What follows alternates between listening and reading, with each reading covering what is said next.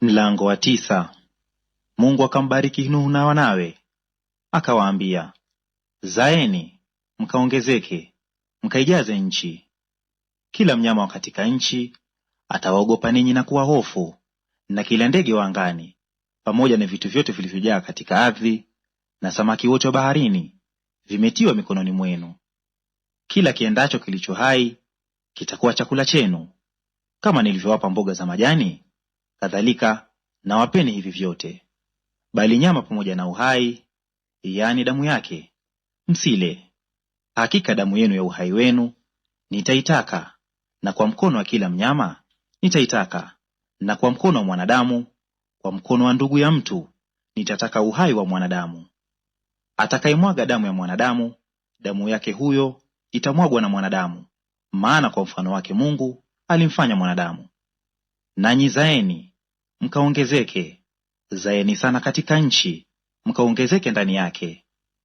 Mungu akamwambia Nuhu na wanawe pamoja naye, akisema, mimi, tazama, nalithibitisha agano langu nanyi, tena na uzao wenu baada yenu, tena na kila kiumbe hai kilichoko pamoja nanyi, ndege na mnyama wa kufugwa na kila mnyama wa mwitu katika nchi pamoja nanyi, wote wanaotoka katika safina, hata kila kilicho hai katika nchi.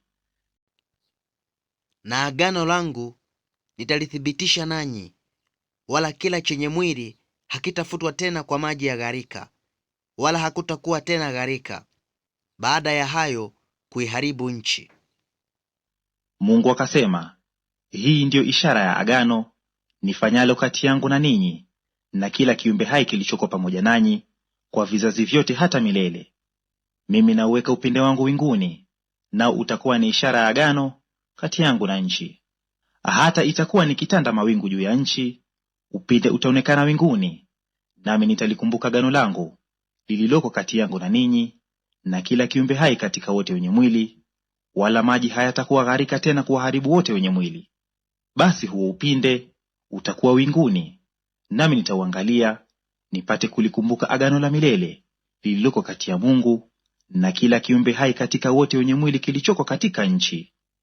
Mungu akamwambia Nuhu, hii ndiyo ishara ya agano nililoliweka kati yangu na wote wenye mwili walioko katika nchi. Wana wa Nuhu waliotoka katika safina ni Shemu na Hamu na Yafethi, na Hamu ndiye baba wa Kanaani. Hawa watatu walikuwa wana wa Nuhu, na kwa hao nchi yote ikaenea watu. Nuhu akaanza kuwa mkulima, akapanda mizabibu, akanywa divai, akalewa, akawa uchi katika hema yake. Hamu baba wa Kanaani akauona uchi wa baba yake, akawaeleza ndugu zake wawili waliokuwa nje. Shemu na Yafethi wakatoa vazi, wakalitana mabegani mwao wote wawili, wakaenda kinyumenyume, wakaufunika uchi wa baba yao, na nyuso zao zilielekea nyuma, wala hawakuuona uchi wa baba yao. Nuhu akalivuka katika ulevi wake, akajua mwana wake mdogo alivyomtendea. Akasema, na alaaniwe Kanaani, atakuwa mtumwa kabisa kwa ndugu zake. Akasema, na atukuzwe Bwana Mungu wa Shemu, na Kanaani awe mtumwa wake. Mungu akamnafisisha Yafethi, na akae katika hema za Shemu, na Kanaani awe mtumwa wake. Na Nuhu akaishi baada ile gharika miaka 350.